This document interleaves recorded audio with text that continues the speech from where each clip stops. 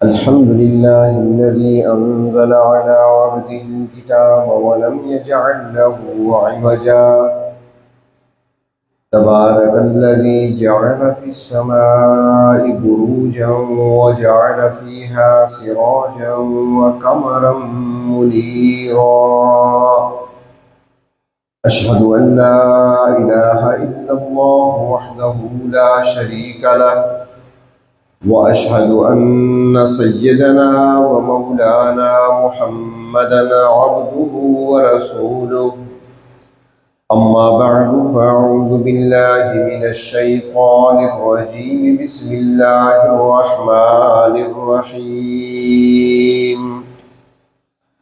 وقال لهم نبيهم إن آية ملكه أن يأتيكم التابوت فيه سكينة من ربكم وبقية مما ترك آل موسى وآل هارون تحمله الملائكة إن في ذلك لآية لكم إن كنتم مؤمنين صدق الله مولانا العظيم مولاي صل وسلم دائما أبدا على حبيبك خير الخلق كلهم.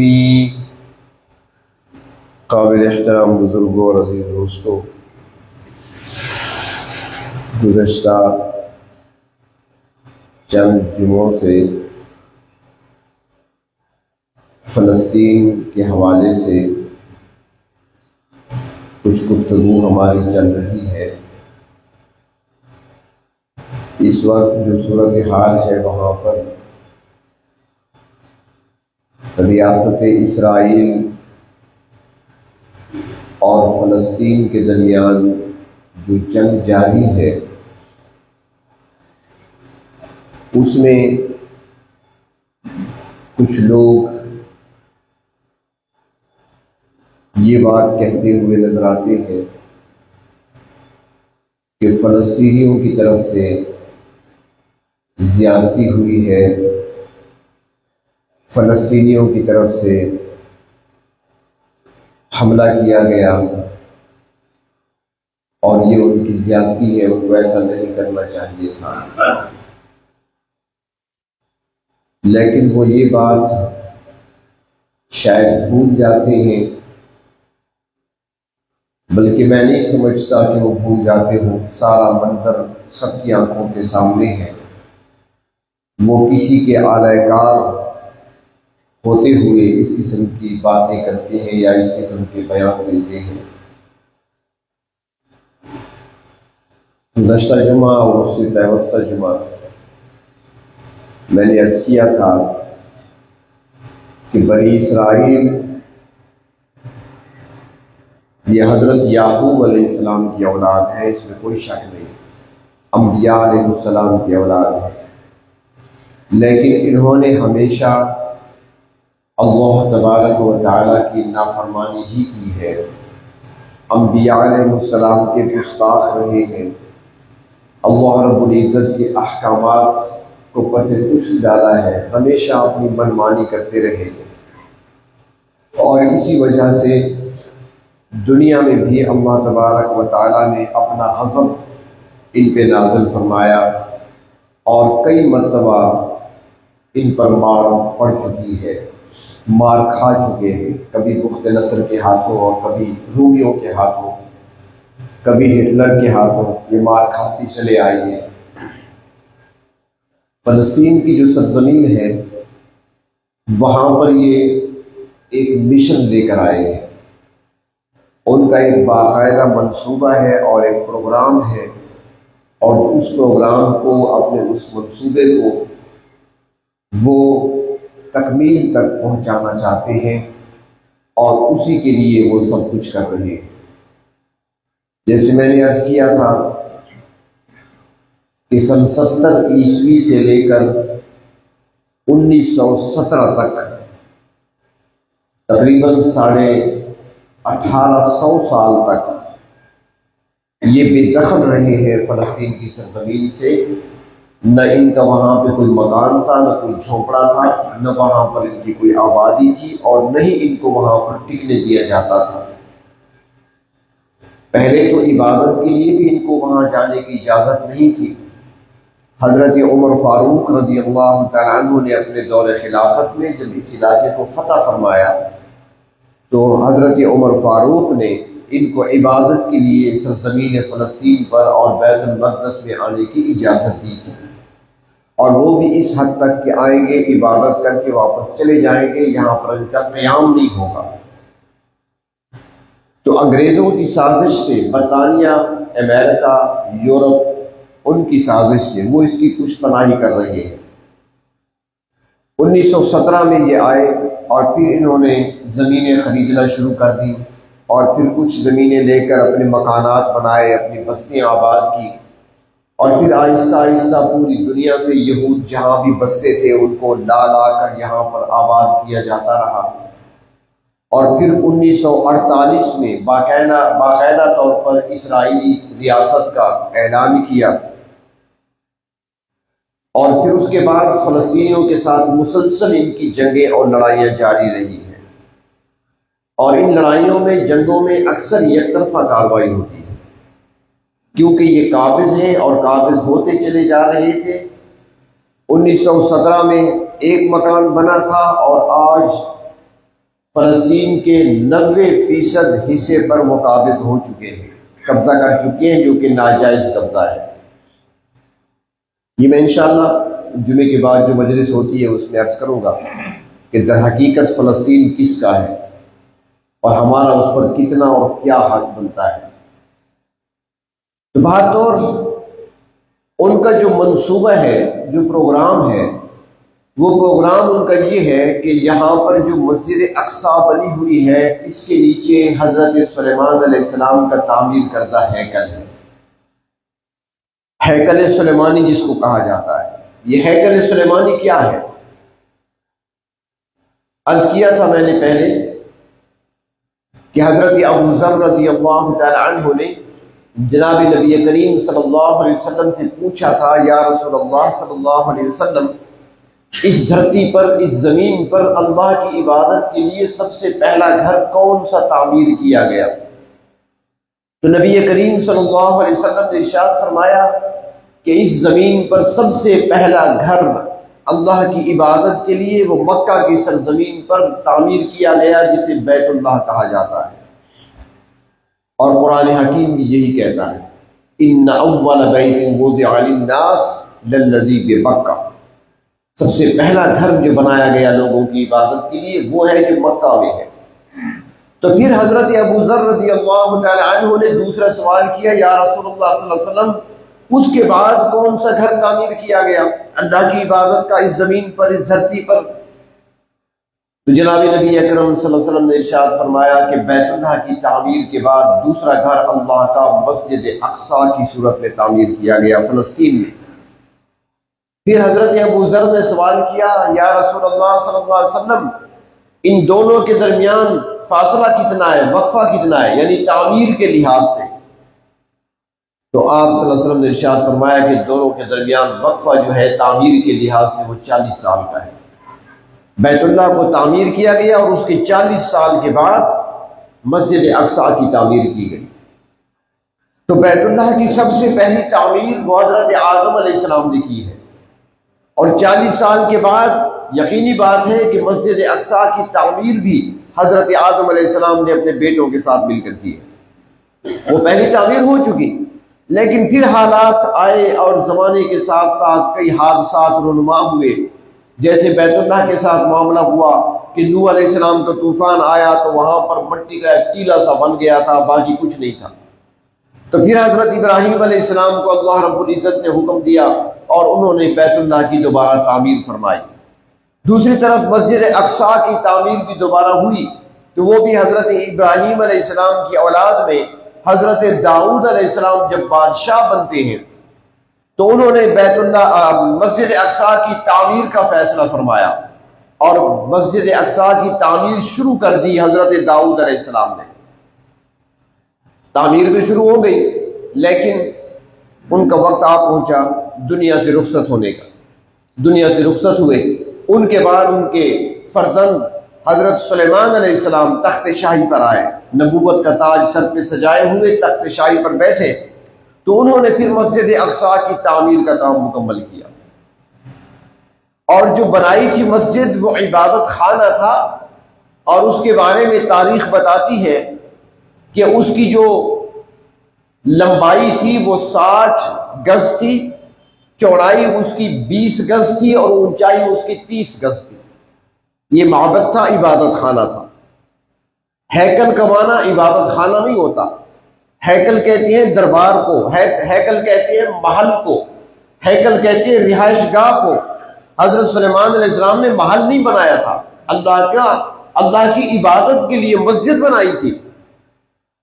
اور پھر وہ کام حضرت سلیمان علیہ السلام نے جہاں انسانوں سے لیا وہاں جنات سے بھی کام لیا، بڑی محنت اور مشقت سے، اور کافی رقم خرچ کر کے اس گھر کو تعمیر کیا گیا تھا۔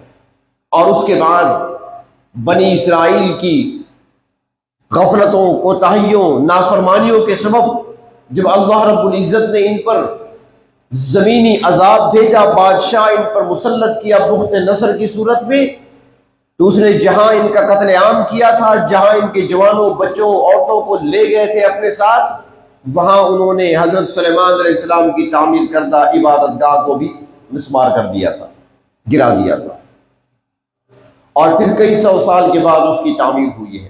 تو در حقیقت یہاں پر مسجد تھی۔ اب جو اسرائیل ہے، بنی اسرائیل انہیں کہہ لیں، میں بار بار بنی اسرائیل کا لفظ استعمال کرتا ہوں، یہاں آداب کا بھی خیال رکھا کریں،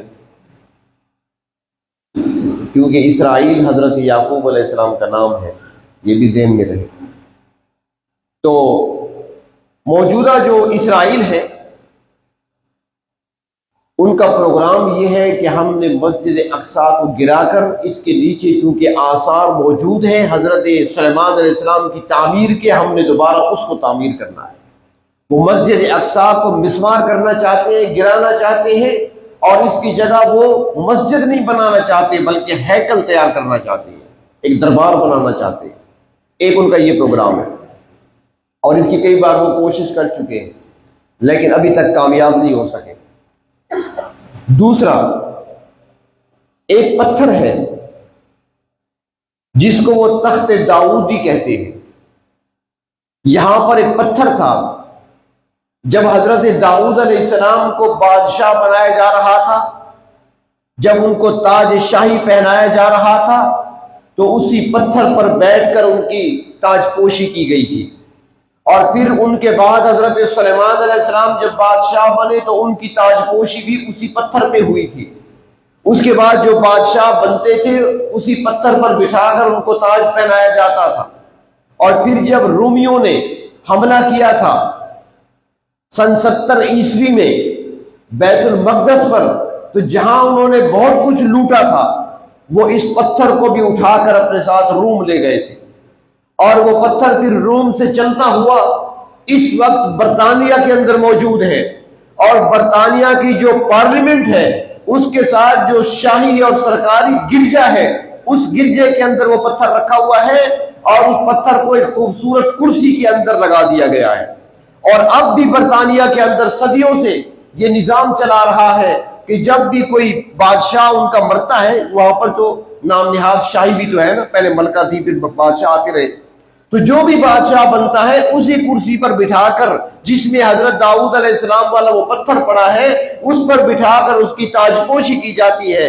تو ان کا پروگرام یہ ہے کہ اسی پتھر کو لا کر ہم نے ہیکل سلیمانی میں رکھنا ہے۔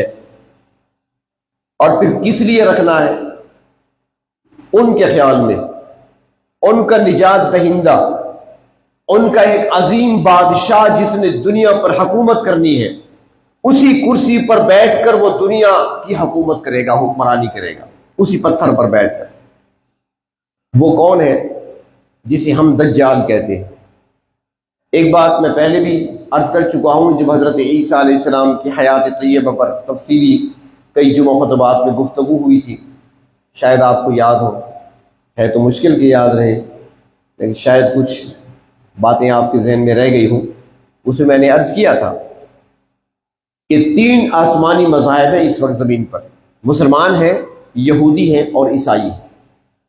اب تینوں آسمانی اور کتابی مذاہب کا جو عقیدہ ہے اس میں یہ ہے کہ یہود یہ کہتے ہیں کہ ایک نجات دہندہ ایسا آئے گا جو دنیا میں امن قائم کرے گا، سکون قائم کرے گا اور پوری دنیا پر حکومت کرے گا،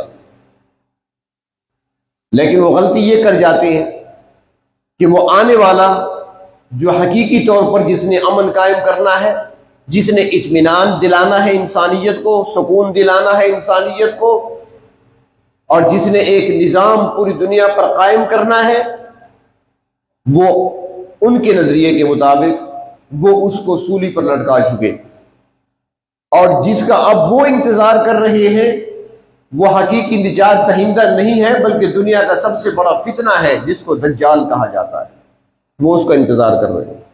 جبکہ باقی 2 مذاہب مسلمان اور عیسائی، ان دونوں کا عقیدہ ہے کہ قیامت سے پہلے حضرت عیسیٰ علیہ السلام نازل ہوں گے، زمین پر آئیں گے اور پوری دنیا کو انصاف سے بھر دیں گے، ہر طرف امن سکون کا دورہ ہوگا، ہر طرف اطمینان ہوگا اور پوری دنیا میں ایک ہی مذہب ہوگا۔ لیکن اب اختلاف یہ ہے کہ مسلمان یہ کہتے ہیں کہ حضرت عیسیٰ علیہ السلام کو اللہ تعالیٰ نے یہود کے شر سے بچاتے ہوئے زندہ آسمانوں پر اٹھا لیا تھا، اب قیامت سے پہلے واپس آئیں گے، آسمانوں پر زندہ موجود ہیں۔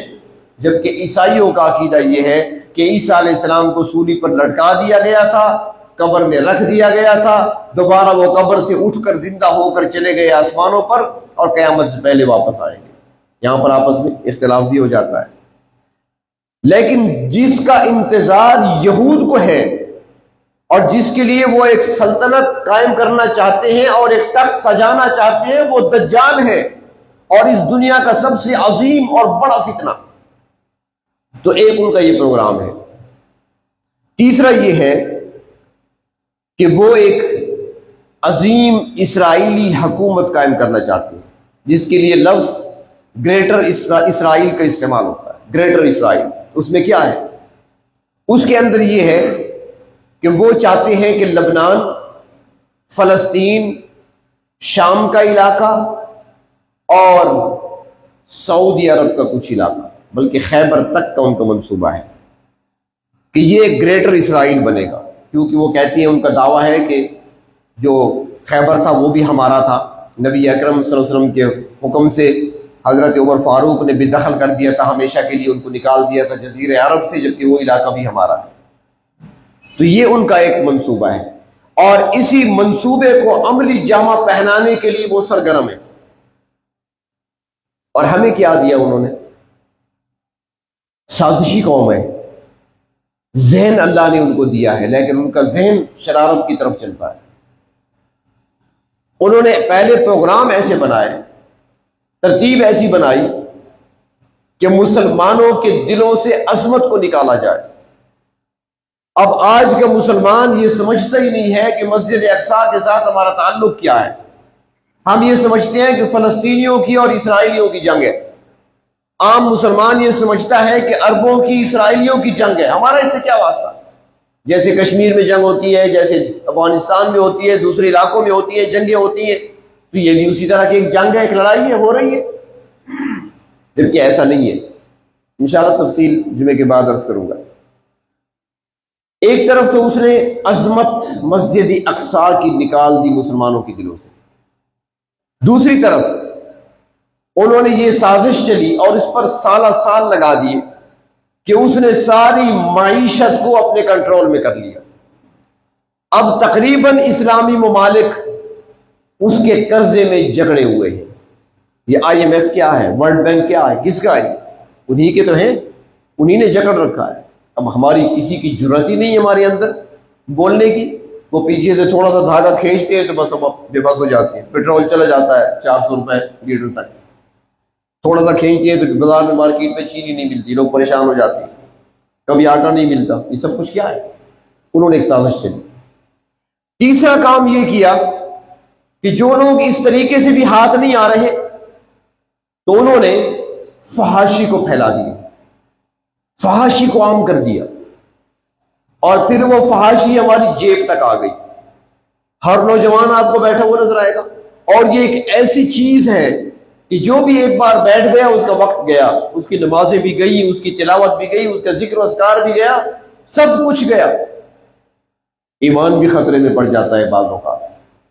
بیٹھیے نوجوان سارا دن یوٹیوب ہے، فیس بک ہے، ان چیزوں پہ وقت اپنا ضائع برباد کر رہے ہیں، حالانکہ ایک ایک لمحہ ہمارے پاس بڑا قیمتی ہے، ایک ایک سانس بڑا قیمتی ہے، ایک ایک حرف ہمارا لکھا جا رہا ہے، اور یہ نہ سمجھے کہ صرف جو بولتے ہیں وہ لکھا جاتا ہے، نہیں، جو دیکھتے ہیں وہ بھی لکھا جا رہا ہے، جو انگلیاں ٹیپنگ کرتی ہیں وہ بھی لکھا جا رہا ہے، یہ انگلیاں بھی روز قیامت گواہی دیں گی۔ الیوم نختم علی افواہہم وتکلمنا ایدیہم، اللہ فرماتی ہیں اس دن زبانوں پر مہر لگا دی جائے گی، تم نہ بولو، بہت بول چکی ہو تم، ہاتھوں سے پوچھا جائے گا تم بتاؤ کیا کرتا رہا، یہ انگلیاں بولیں گی ہمارے خلاف، تو بہت احتیاط کی ضرورت ہے۔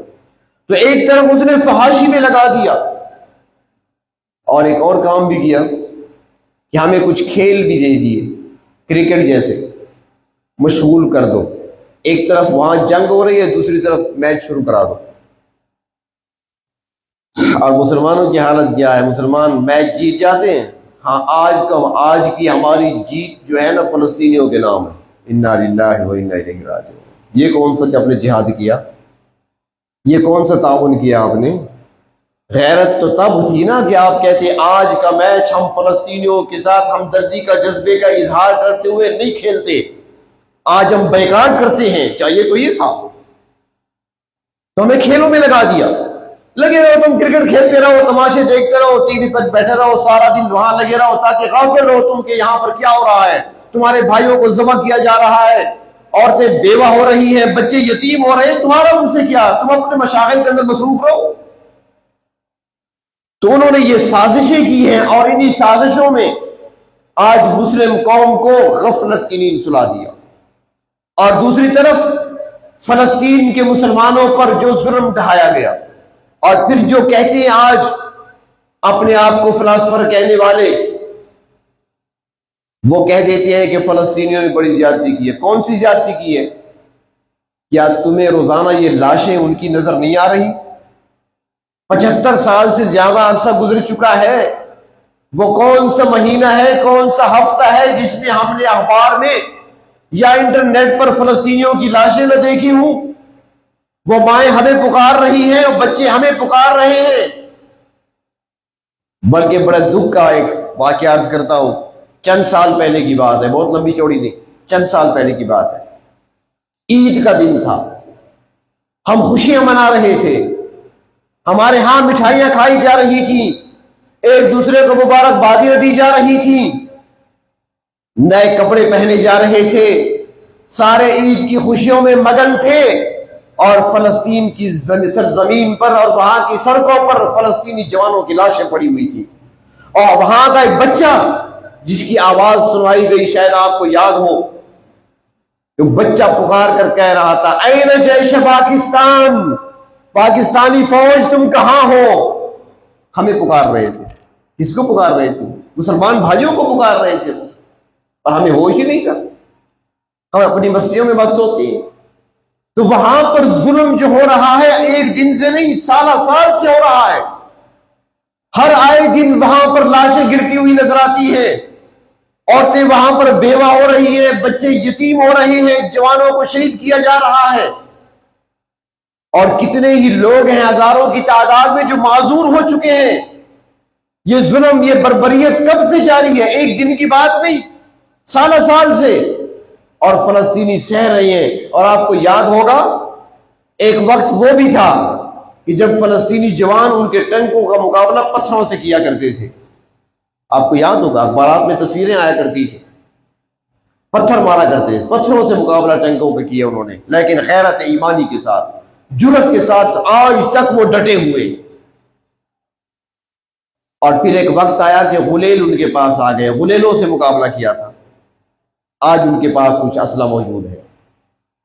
تو وہاں پر وہ تعداد کم ہونے کے باوجود اس کے کہ محصور ہو چکے ہیں، سالہ سال سے اپنی آزادی کی جنگ لڑ رہے ہیں، مسجد اقصی کی آزادی کی جنگ لڑ رہے ہیں، اور یاد رکھیں وہ اپنی بقا کی جنگ نہیں لڑ رہے، وہ پوری امت کی طرف سے فریضہ ادا کر رہے ہیں۔ مسجد اقصی امت کا ہے، فلسطین اس امت کا ہے، وہ امت کی طرف سے فریضہ ادا کر رہے ہیں، اور امت کیا کر رہی ہے؟ ہم کتنے غافل ہو چکے ہیں، اور پھر ساتھ یہ بھی کہہ دیتی ہے ان کی زیادتی ہے، ان پر جو آئے دن گولہ باری ہوتی ہے، آئے دن بمباری ہوتی ہے، بلکہ ان کے بہت سارے ہزاروں کی تعداد میں تو ایسے لوگ بھی ہیں فلسطینیوں کے جو آج تک کیمپوں میں پڑے ہوئے ہیں، کیمپوں کے اندر۔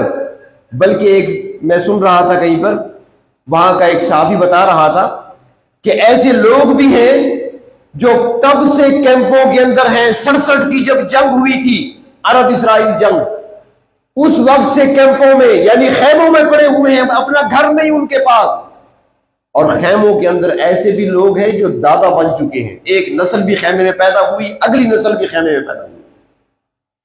اتنی بربریت، اتنا ظلم۔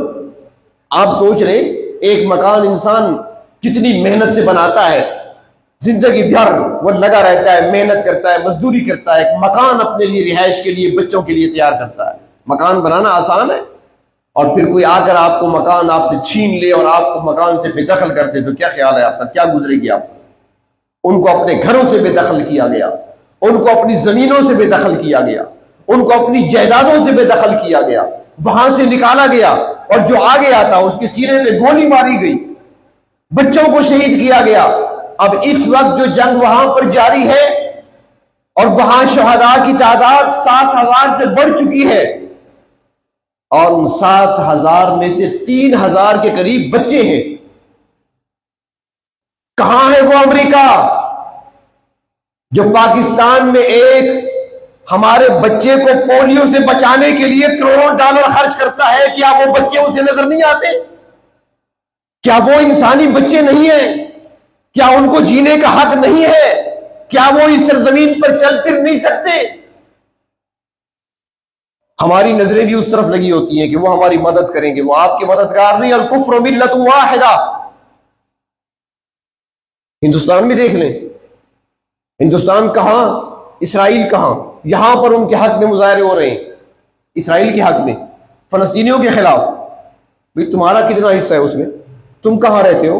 لیکن اللہ کے نبی نے فرمایا الکفر ملت واحدہ، یہ کافر ہیں، یہ سارے کے سارے ایک ہیں، چاہے وہ ہندو ہو، چاہے یہودی ہو، چاہے عیسائی ہو۔ لیکن افسوس یہ ہے کہ کافر تو ایک ہے، مسلمان ایک کیوں نہیں؟ ہم منتشر ہر ایک کی اپنی سوچ۔ کوئی کہتا ہے مجھے وہ صحافی اچھا لگتا ہے، اس کا انٹرویو جو تھا بڑا بہترین تھا، کوئی کہتا ہے اس کا اداریہ بڑا اچھا لکھا ہوا تھا، بہت اچھا اس نے لکھا ہے۔ اور کیا کرتے ہو؟ قرآن و حدیث کو دیکھو کیا کہہ رہے ہیں تم سے۔ ہم مسلمان ہیں، ہم نے صحافیوں کو کہاں دیکھنا ہے؟ ہم نے قرآن کو دیکھنا ہے، ہم نے حدیث کو دیکھنا ہے۔ آج یہودی کون سا منصوبہ لے کر آ رہے ہیں؟ صدیوں پرانی باتیں کھول کر وہ آج دوبارہ دنیا کے سامنے لانے کی کوشش کر رہی ہیں، اور ان کا خیال ہے کہ وہ تابوت سکینہ ہمارا جو ہے وہ اسی ہیکل سلیمانی کے اندر تھا، اوپر مسجد بن گئی تو اندر تہ خانے میں دب گیا تھا، اسے ہم نکالیں گے اور وہ فتح کی نشانی ہمارے پاس ہوگی۔ اب تابوت سکینہ وہاں ہے یا نہیں ہے، وہ تب سے غائب ہو چکا ہے، اس زمانے سے۔ تابوت سکینہ کیا تھا اس کے اندر؟ اس کے اندر کیا تھا؟ تابوت ایک بکس تھا، صندوق تھا، اس صندوق کے اندر کچھ تبرکات تھے۔ کہتے ہیں کہ حضرت موسیٰ علیہ السلام کا عصا اس میں تھا، جو تورات حضرت موسیٰ علیہ السلام کو تختیوں پر لکھی ہوئی ملی تھی کوہ طور پر، وہ بھی اسی میں پڑی ہے اصل تورات۔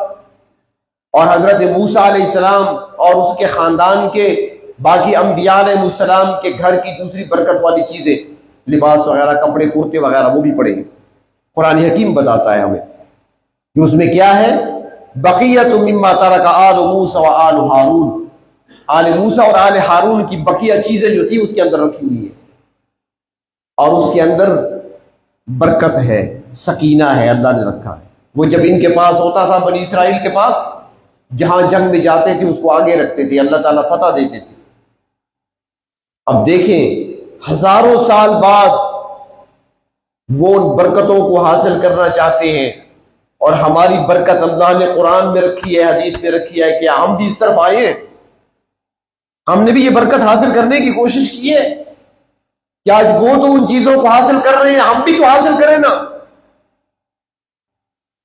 صحابہ کرام کو بتایا گیا کہ بہت بڑا لشکر مکہ مکرمہ سے تم پر حملہ آور ہونے والا ہے، تمہیں نیست و نابود کر دے گا، تمہیں مٹا کر رکھ دے گا، تمہارے گھروں کو مسمار کر دے گا۔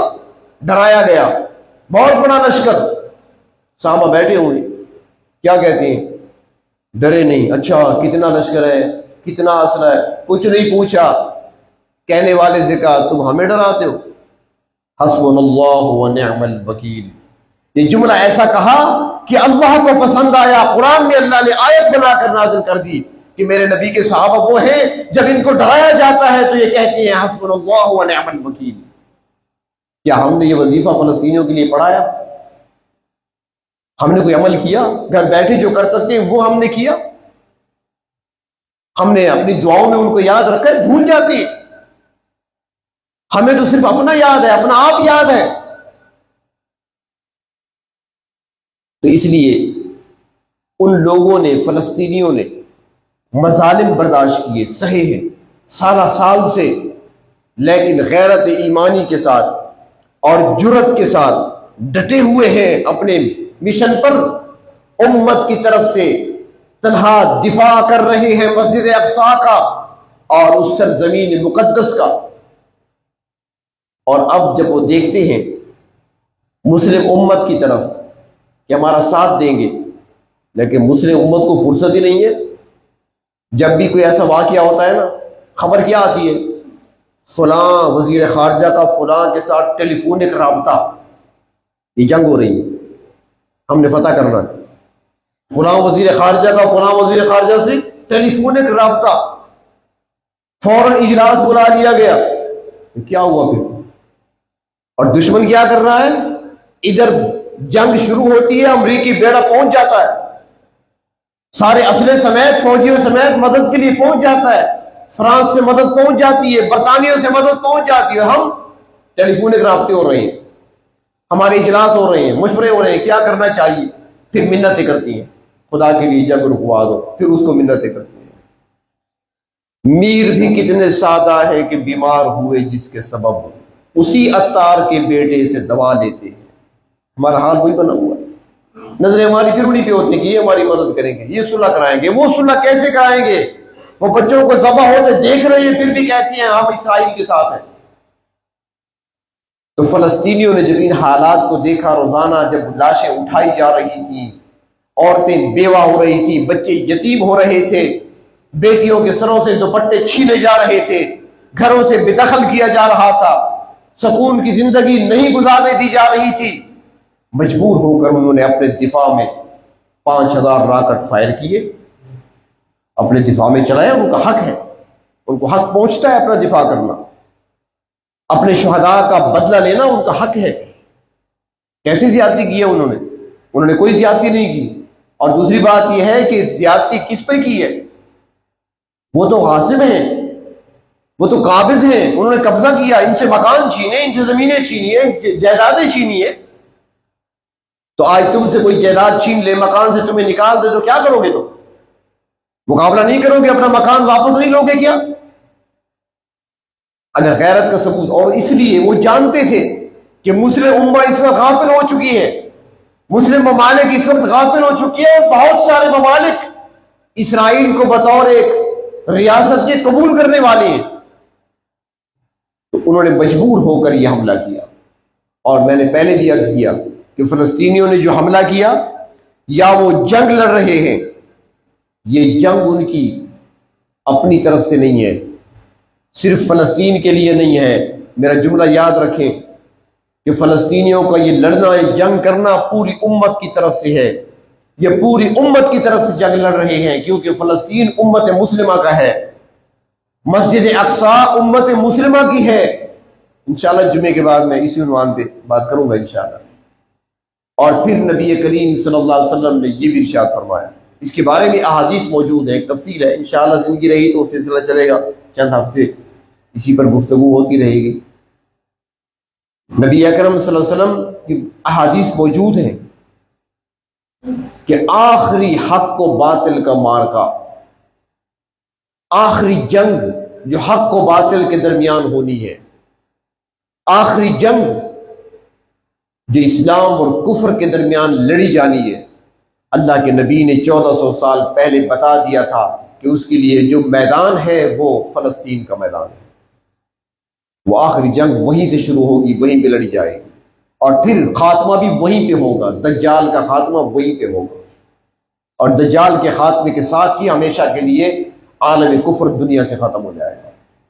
اور پھر ایک دور آئے گا، اللہ تبارک و تعالی پورے عالم میں اسلام کی بہاریں دکھائیں گے، پورے عالم میں، کیونکہ پہلے پورے عالم میں نہیں پھیلا اسلام، کفر باقی رہا، عیسائیت بھی رہی، پارسی مذہب بھی رہا، ہندو مت بھی رہا، بدھ مت بھی رہے، سکھ بھی رہے، یہودی بھی رہے، عیسائی بھی رہے، لیکن حدیث شریف میں آتا ہے کہ اس وقت تک قیامت نہیں آئے گی جب تک ہر گھر میں اسلام داخل نہ ہو جائے، چاہے وہ گھر کچا ہے یا پکا۔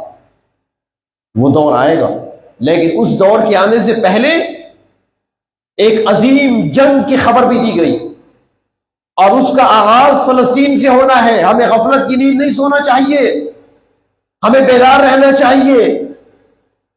اور پھر وہ جنگ کیسی؟ عام جنگ نہیں ہوگی جیسے افغانستان امریکہ کی جنگ ہوئی ہے، سن 71 کی پاک بھارت والی جنگ نہیں ہوگی، بلکہ وہ جنگ کیسی؟ حدیث شریف میں فرمایا کہ زمین ساری لاشوں سے اٹی ہوئی ہوگی، اور فرمایا کہ ایک پرندہ فضا میں اڑے گا اور وہ چاہے گا کہ میں ایسی جگہ پہ اتروں جہاں لاشیں نہ ہوں۔ وہ سارا دن سفر کرے گا، اڑتا رہے گا کہ کوئی ٹکڑا زمین کا نظر آ جائے، کیونکہ کچھ پرندے ایسے ہوتے ہیں نا جو پاکیزہ جگہ پر اترتے ہیں، یہ کوے اور چیلے اور گیدڑ اور یہ چیزیں ہیں تو ہمیشہ گندگی والے ہیں نا، گندگی کھانے والے۔ کچھ پاکیزہ پرندے بھی ہوتے ہیں جو صاف غذائیں کھاتے ہیں، گندگی سے دور رہتے ہیں۔ تو ایسا ایک صاف پرندہ ہوگا جو چاہے گا میں ایسی جگہ اتروں جہاں زمین کا کوئی خوش ٹکڑا مل جائے، کوئی درخت مل جائے۔ فرمایا وہ اڑتا رہے گا، پرواز کرتا رہے گا، اڑتے تھک کر مر کر گرے گا تو وہ بھی لاش پہ گرے گا، اسے پوری زمین میں لاشوں کے علاوہ کچھ نظر ہی نہیں آئے گا۔ یہ جنگ معمولی جنگ نہیں ہوگی۔ تو اس لیے فلسطین اس وقت پوری امت کی طرف سے دفاع کر رہے ہیں، یاد رکھیں، اور کچھ نہیں کر سکتے، دعا تو کر سکتے ہیں۔ کچھ لوگ اس معاملے میں بھی اپنی جہالت کا ثبوت دیتے ہیں کہ بھائی دعاؤں سے کیا بنتا ہے، دعاؤں سے کیا بنتا ہے؟ اپنے باپ سے پوچھو، تمہاری پیدائشی دعاؤں سے ہوئی ہے، تمہارے باپ نے دعائیں ہی تو مانگی تھی، تم پیدا ہوئے ہو، دعاؤں سے کیا بنتا ہے؟ اللہ کے نبی فرماتے ہیں دو چیزیں ایسی ہیں جن کے اندر اتنی طاقت اور تاثیر ہے کہ وہ تقدیر کو بھی بدل سکتی ہیں، ایک صدقہ اور دوسری دعا، بشرطیے کہ دل سے نکلے، تو زبانی نہ ہو، تو کم از کم ان کے لیے دعا ضرور کریں۔ جو وقت آپ یوٹیوب اور فیس بک کو دیتے ہیں نا، وہ دعا کے اندر ذرا گزار لیں، رات کی تنہائی میں، علیحدگی میں، تنہائی میں بیٹھ کر اللہ کے سامنے ہاتھ پھیلا کر ان کے لیے مانگیں۔ اور یہ لکھا جا رہا ہے، یہ لکھا جا رہا ہے، اور روز قیامت یہ گواہی ہوگی کہ ہمیں کتنی محبت تھی اپنے مسلمان بھائیوں کے ساتھ، اور ہمیں کتنی محبت تھی اپنے مذہب کے ساتھ، اور ہمیں محبت تھی فلسطین کے ساتھ اور مسجد اقصی کے ساتھ۔ تو اللہ تبارک و تعالی ہمارے فلسطینی بھائیوں، بہنوں، ماؤں، بیٹیوں کی، بچوں کی حفاظت فرمائے، اور جو جنگ وہ لڑ رہے ہیں عالم اسلام کی طرف سے لڑ رہے ہیں، کیونکہ نبی اکرم صلی اللہ علیہ وسلم نے فرمایا تھا بہترین لوگ ہوں گے، اس امت کے بہترین لوگ ہوں گے جو مسجد اقصی کے ارد گرد جنگ لڑ رہے ہوں گے، ان کو بہترین لوگ کہا گیا ہے۔ اور یہی تو وجہ ہے نا کہ آج وہ ایک ان کا شہید ہوتا ہے تو اس کے خون کی خوشبو پورے علاقے میں پھیل جاتی ہے۔ اب وہاں پر یہودی یہ بھی دیکھ رہے ہیں کہ اپنا مرتا ہے، بدبو پھیلتی ہے، وہ ان کے شہید ہوتے ہیں، خوشبو پھیل رہی ہے فضاؤں کے اندر۔ بچے ان کے جذبہ ان کا دیکھیے، ہم سے تو دعا کے لیے ہاتھ نہیں اٹھائے جاتے نا، ان کے بچے دیکھیں، آپ نے بھی دیکھا ہوگا، دکھائے جا رہے ہیں، آج تو مشاہدہ ہو جاتا ہے، سامنے آنکھوں سے دیکھ لیتا ہے بندہ۔ ان کے لڑکے جن کی لڑکپن کی عمر ہے، جوانی سے قبل 10 سال، 11 سال، 12 سال، 9 سال، 8 سال، اس عمر کے بچے اپنے ہاتھوں پر بازوؤں پر سیاہی سے اپنے نام لکھ رہے ہیں تاکہ ہم شہید ہوں گے اور نام سے پہچانے جا سکیں گے. یہ جذبہ شہادت کا ہے. اور شہادت کے لیے آگے کون جائے گا؟ قرآن اندازی ہو رہی ہے، اور جس کا نام قرآن اندازی میں نکل آتا ہے وہ خوشی سے اچھلتا ہے، سارے مبارکباد دیتے ہیں. چھوٹے بچے کھیل رہے ہیں، چھوٹے معصوم بچے. انہوں نے چادر میں ایک بچے کو اٹھایا ہوا ہے، 4 بچوں نے لے کر جا رہے ہیں ہنستے مسکراتے ہوئے. باپ ان کا آ جاتا ہے، ان سے کہتے ہیں کیا کر رہے ہو؟ کہتے ہیں کھیل رہے ہیں. یہ کون سا کھیل ہے؟ اس نے کہا شہید کو لے جا رہے ہیں. یہ جذبات ہیں وہاں کے. انہوں نے تو اسلام کی بقا کے لیے، مسجد اقصیٰ کے دفاع کے لیے یہ جذبات اختیار کیے ہیں، بچوں کو یہ ذہن دیا ہے. اور دوسری طرف ہم نے بچوں کو کیا دیا؟ ہم بھی ذرا دیکھ لیں، ہم نے بچوں کو کیا دیا. ہمارے بچوں کو معلوم ہے کہ مسجد اقصیٰ کیا ہے؟ کیا ہمارے بچوں کو معلوم ہے کہ مسجد الحرام کسے کہتی ہے؟ ایک لڑکے سے میں نے پوچھا، وہ بات چل رہی تھی، کچھ ساتھی بیٹھے ہوئے تھے، تو اس میں نے کچھ واقعات سنائے تو مسجد الحرام کا ذکر آیا بار بار. مسجد الحرام میں یہ تھا، مسجد الحرام. تو بعد میں نے اس لڑکے سے پوچھ لیا، میں نے کہا مسجد الحرام کو جانتے ہو نا؟ اس نے کہا جی جانتا ہوں. کسے کہتے ہیں؟ اس نے کہا ایسی مسجد جس میں جانا حرام ہو. ایسی مسجد جس میں جانا حرام ہو. مسجد الحرام جہاں پر بیت اللہ ہے، حرمت والی مسجد، برکت والی مسجد، جہاں پر شکار کھیلنا حرام ہے، جہاں پر گالی دینا حرام ہے، جہاں پر کسی کو مارنا حرام ہے، جہاں پر لڑنا جھگڑنا حرام ہے، اس کو مسجد حرام کہتی ہے. ہمارا حال تو یہ ہے. ہم نے بچوں کو بتایا مدینہ منورہ کا مقام کیا ہے، مرتبہ کیا ہے، مسلمان کے دل میں کس کی قدر و منزلت ہونی چاہیے، کتنی محبت ہونی چاہیے. مسجد نبوی کا کیا ہے، وہاں پر کتنا ثواب ملتا ہے ایک نماز کا. مسجد اقصیٰ میں کتنا ثواب ملتا ہے ایک نماز کا. مسجد اقصیٰ کیا ہے، کس نے تعمیر کی تھی، وہاں پر جنگ کیوں ہو رہی ہے. ہمارے بچے لا علم، بچے کیا بڑے بھی لا علم. تو اللہ تبارک و تعالی ہمیں سمجھ بوجھ عطا فرمائے اور ہر قسم کے شر سے اور شر والے فتنوں سے ہماری حفاظت فرمائے. وآخر دعوانا ان الحمد للہ رب العالمین.